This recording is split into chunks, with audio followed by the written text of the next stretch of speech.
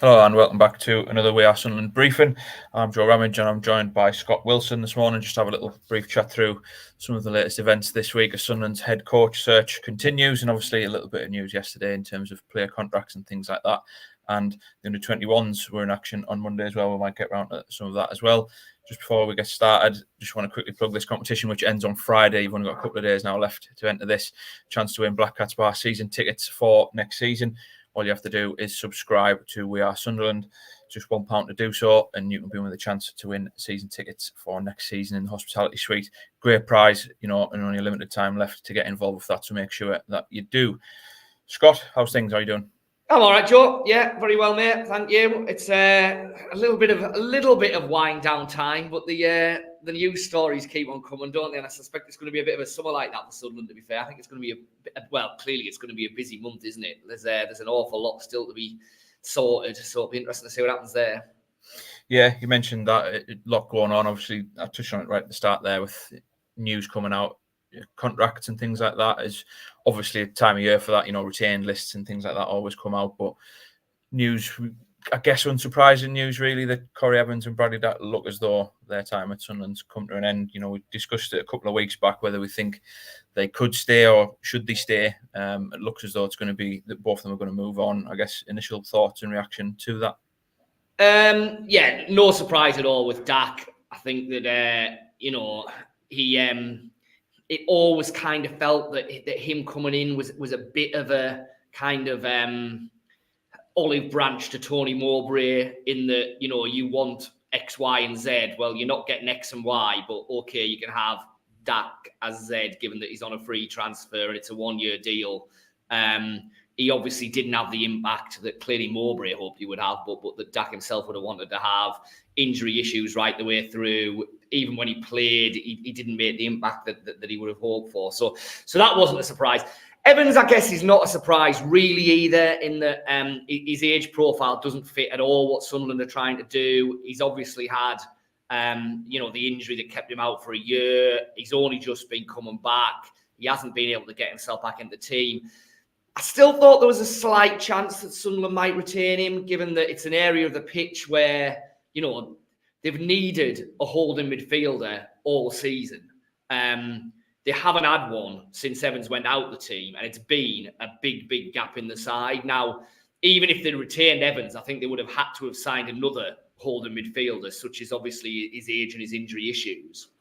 But I did think there was a chance Sunderland might look at it and think, do you know what, if we can get him on a 1-year deal, maybe he's a useful player to have in there. Clearly from what a number of different head coaches have said, he's a big influence in the dressing room. He's someone that bosses think they can rely on. But in the end, it was decided, no, he's going to go on his way, which, as I said, not a massive surprise. What it does mean is Sunderland have to sign a proper defensive midfielder this summer because, Neil, Ekwa, Job, Styles, I guess, did a little bit of it towards the end. But for most of the season, it felt like Sunderland needed, a genuine defensive midfield presence who could then allow the likes of Neil and Ekwa and Job to play higher up the pitch and not have to worry about the defensive side of the game. Surely that's something that's going to be addressed this summer. Yeah, I mean, on that though, is it then not a surprise that they haven't kept Evans? Because it would have been the easier option to do that. I mean, you just look down the road, Johnny Howson getting a new deal at Middlesbrough, for example, similar sort of area of the field. Yeah. Could have just done that, because now there is a lot of pressure on getting a player in that area of the field, because the sort of burden on Neil and Ekwa this season has almost been too much, to be honest, hasn't it? I mean, I know you've got sort of Jay Matete in there, who's another one who knows what's going to happen with his future. Obviously, the injuries haven't helped him, and loan moves and things like that. Elliot Embleton, another one who struggled with injury, could he fill in there? You saw Styles, has he done enough to get a permanent move from that loan deal? It does put a lot of pressure on adding to that area of the field, on top of obviously the striking issues. Yeah. Well, I mean, you'd like to think that part of the reason for the Evans decision is because they have irons in the fire and they know where they're going to go, and there are targets that they're going to bring in. But it's been an issue for a couple of windows now, hasn't it? That it's felt like Sunderland needed a player for that role. They definitely need one for that role this summer. So surely, this is an indication that something's going to happen there. I mean, on Evans as well, I mean, he only played 3 times this season. I guess that's probably been the issue, hasn't it? Just being able to get him on the field over the course of last year. I mean, the injury came against Middlesbrough in January last season, and obviously it's a significant one, but that you guess that's probably what's played a part in the decision not to hand him a new deal. Yeah, definitely. He's been out for such a long time, and obviously, he's at an age where we don't know what kind of level he's ever going to be able to come back to from that injury. Sunderland will have a decent idea because they'll have seen him in training, they've seen him in the under-21 games that he played. They'll kind of have an idea of where he's at. So maybe, again, without reading too much into it, maybe the fact he's not being offered a new deal is that there is concerns about exactly what level he's going to be at, because it's a really difficult injury for anyone to come back. But a player coming towards the end of their career to be out for the length of time he's been out for, with the seriousness of the injury that he had, it's going to cause problems. So, hopefully he will get a deal somewhere and he'll come back at a decent level and be able to kick on. But it's obviously not going to be at Sunderland, is it? And how would you assess his time? A couple of seasons come in, obviously helped get the club promoted back to the Championship. I think 67 appearances just looking there. All in, like I say, it's a shame how it's gone the last 12 months, but yeah, good signing for them. Yeah, he definitely played an influential role in getting them over the line, didn't he? He was a big presence both on and off the field, I think, towards the end of that promotion season, and like you say, he just never really got the chance to show what he was capable of at Championship level in a Sunderland shirt.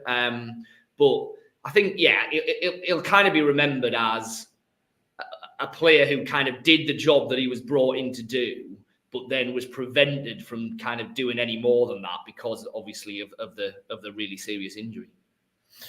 And I mean, beyond that as well, like you're looking at, you mentioned it there, off the field stuff. Is that something again that would worry you? We spoke about experience so often on this pod and this season. You're letting a player like that go out, even though he's not featuring, for what he can bring behind the scenes. We were at the under-21s a couple of weeks ago with Harrison Jones, and he was on about the impact of the likes of Corry Evans around them for the youngsters. Yeah, it's taking, and you can throw Dack into here as well. I know that obviously probably a little bit of an easy decision to let him go, but 2 experienced heads are going to go out the door this summer, and there's already a lack of them in there. Well, it's following on from the Danny Barth, Lyndon Gooch, Alex Pritchard kind of exodus, isn't it? And every head coach, Alex Neil, Mowbray, Beale, Dodds to a certain extent, has conceded pretty quickly once they've been in the job that actually, and it's probably more when things start going wrong, isn't it? If you've got a young side that is winning games and the confidence is up and everything's rosy and everything's going well, a lack of experience is less of an issue then. I always feel that it's when things start wobbling, whether that's in a game or in a run of matches, that's when you need your experienced heads in the dressing room to keep everything on a level, pull everyone together, give a G up when a G up's needed, put an arm around a shoulder, all of that. And that's what Sunderland don't have at the minute. And I think it is an issue. It's undoubtedly an issue.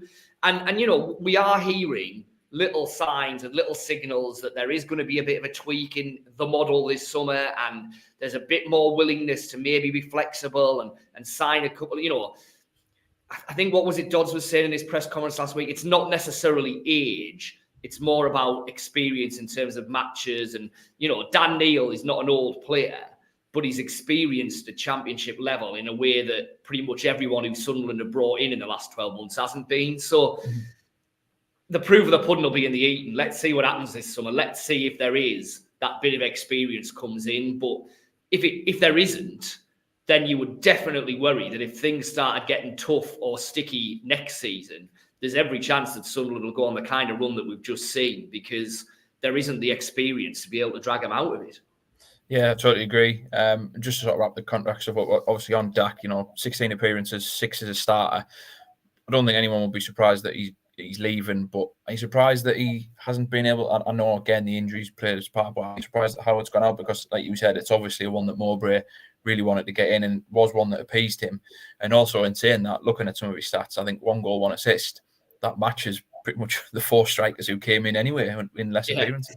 Yeah, well, that's a fair point. But I mean, so Dack kind of, in the first half of last season, had a real positive influence for Blackburn and then kind of dropped out of it, had his injury issues. And maybe in hindsight, that was the player that Sunderland actually were getting, the one in the second half of last season that kept on getting injuries, couldn't really get a run in the Blackburn team and was eventually let go from Ewood Park. If Sunderland had signed Bradley Dack at his best, I think he would have been a really good signing because, we all know he had that, season and a half where he had a real purple patch. And he looked like one of the most effective attacking players in the league.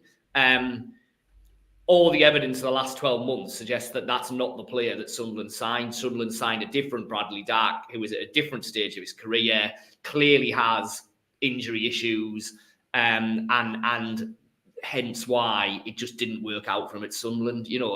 Sunderland didn't sign Bradley Dack at the time when they needed to have signed him for him to be able to show his best. Does it surprise you that these decisions have been made with the head coach still not in place, or are these ones that were just probably too simple to have made from the club point of view? I think it's two things. I think one, they're relatively simple decisions in some respects, and they probably did need to be made fairly quickly so that the players can move on and the club can move on to other targets, etc.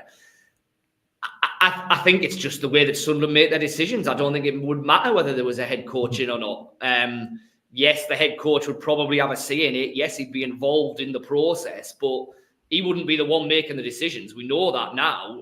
Whoever comes in as head coach in the next few weeks, they're not going to be signing the players this summer. It's going to be Speakman, Kirill Louis-Dreyfus, the rest of the recruitment team. That's the way that Sunderland operates. So no, it doesn't surprise me. And it wouldn't even, I'm not saying this is going to happen, but it wouldn't surprise me if Sunderland made signings before they had a new head coach in, because the head coach isn't the one who's going to be making the signings. Yeah, well, I mean, that brings us nicely to the head coach. It's going to be a topic of conversation every day and every week that there isn't one appointed. What is your kind of understanding of it? Do you expect a decision to come soon? I'm surprised there hasn't been one already, given, that they put Dodds in charge for 13 games, 2 months to give them a chance to look for an ideal candidate. Yeah. Or, we see the likes of Liam Rosenior leaving yesterday from Hull.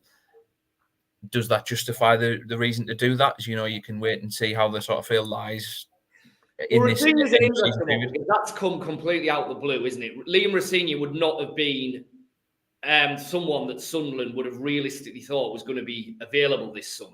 And suddenly he is. And, Sunderland are already clearly down the line in the process. We know they've been sounding people out. We know they've spoken to some people. Certainly my understanding was that there is a keenness to get this done pretty quickly after the end of the season. They don't want it to drag on and on and on into the summer. That said, Liam Rosenior should be someone on Sunderland, of interest to Sunderland, shouldn't he? He's done he's lost his job at Hull, but I think most of us looking at it from the outside would say he did a pretty good job there with Hull. He's grown that club. He's developed that team. He's took them to the brink of the playoffs. He looks like someone who's pretty good at working with young players. I think he'd tick a lot of Sunderland's boxes. So it wouldn't surprise me at all if in the last 24 hours there's been some interesting phone calls around Sunderland's hierarchy saying, okay, what do we think about this? That said, I think the names that are out there, particularly Will Still and René Maric, I mean, clearly we know Still was a massive interest in kind of December time. It obviously didn't happen then. There was the compensation issue then that there's not now with him having left Rem. So that is definitely one that is on the table.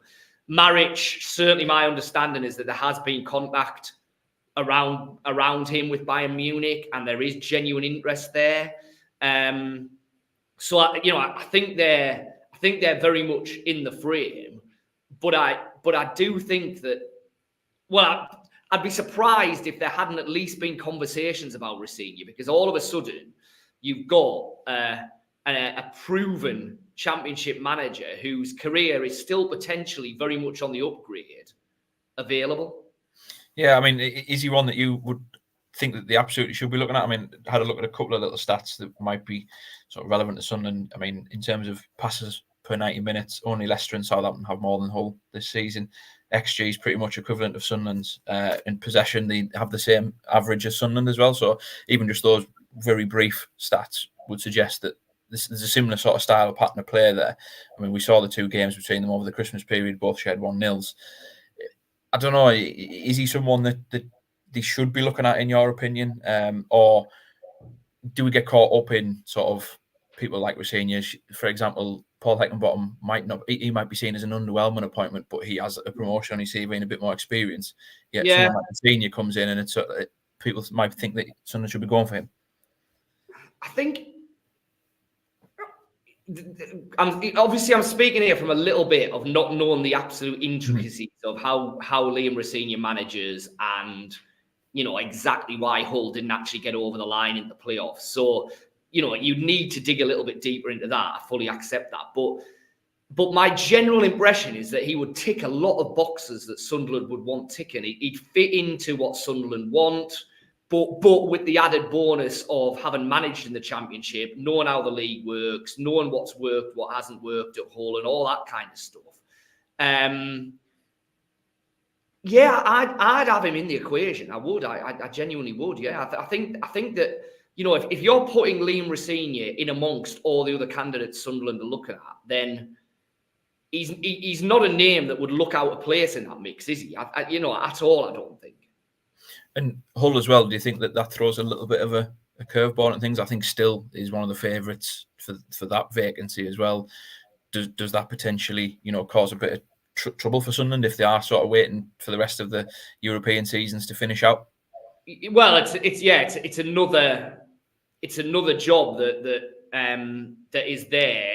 Certainly on the evidence of the January transfer window, Hull do have a bit of money to throw around, or they certainly have done. Their ambition is clearly to win promotion, because that's the only reason that you would get rid of Rosenior, because you feel like you should have been in the playoffs, and clearly next season Hull's sole ambition is going to be promotion. So if they're operating in the same kind of pool as Sunderland are, which there's every chance that they will be, because you'd be very, very surprised if Hull went and got a Neil Warnock type figure. They're going to go for a more progressive, younger coach that Sunderland are kind of looking at, almost certainly. I think there is the potential for more competition there if they're going to go for the same people, and competition that Sunderland might find hard to fight off, given the evidence of the last 12, 18 months is that Hull do seem to have more money to spend than Sunderland do. Which side of the fence are you on in terms of when it needs doing? Do you think it needs doing ASAP, or are you sort of content with the dragging on another couple of weeks, maybe into sort of June or something like that, when the seasons do all end? I think it needs doing as quickly as. I mean, I was of the view that they should have done something before the end of the season, because I think that the way that this season has ended so horrifically has caused damage in terms of just the general mood around the club. The apathy that is, undoubtedly there now amongst the fan base, anger, discontent, whatever you want to call it. Key players have lost form and probably going all of that. So I would have done it. I would have done it before the end of the season. Now, as I've alluded to, there's not a pressing need to do it in terms of, will Sunderland need to sign players? They need to make contract decisions. All of that will happen without a head coach. But I still think you need a head coach just to set the tone of what Sunderland want to be next season. What type of football they're going to play. And it's all right saying the model looks after that. Well, it doesn't, does it? The head coach is massively important. We've seen that from the way it went so badly wrong under Michael Beale. Who the head coach is massively important. And I think the sooner that's resolved, the better it is for everyone, because it's easier then to move on in so many different areas and so many different ways. Yeah, totally agree. Just sort of finish up here, because I know we're just doing a bit of a brief one this morning. You mentioned the mood obviously dropped off first team level, but under 21s level, there has been a lot of positivity around that, and another really, really positive afternoon on Monday. progressing to the quarterfinals of the Premier League 2 playoffs, coming from behind to beat Wolves 4-1. Tom Watson on the score sheet again. Graham, he's doing a good job there, isn't he? Good goal as well, wasn't it? Yeah, good beat, good goal. Yeah, and you know, that is a positive, because for an awful long time we've bemoaned the fact that Sunderland just, you know, have been utterly incapable of holding on to any of their best young players. You know, there was a talent drain under the kind of Donald Methven era. There's absolutely no doubt about that. Now, you know, let's see what happens with Tommy Watson. Let's see what happens with Chris Rigg in the next 12 months, whatever.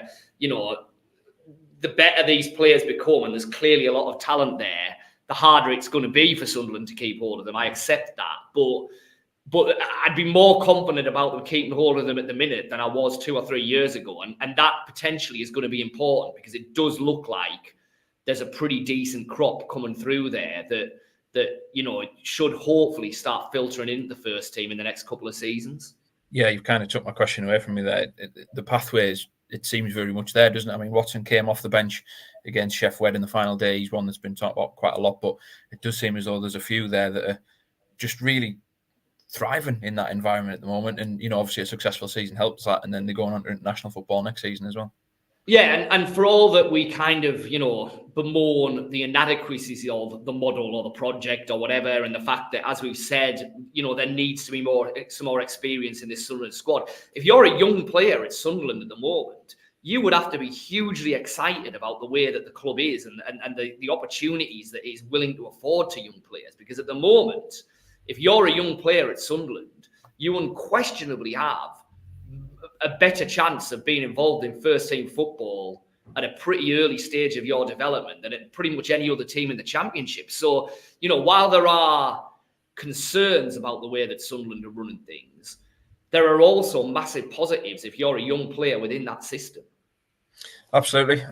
We'll leave it there for this morning. Thanks very much for joining me, Scott. We'll obviously be back and we'll be abreast of everything that's going on with the head coach search and anything that breaks like that.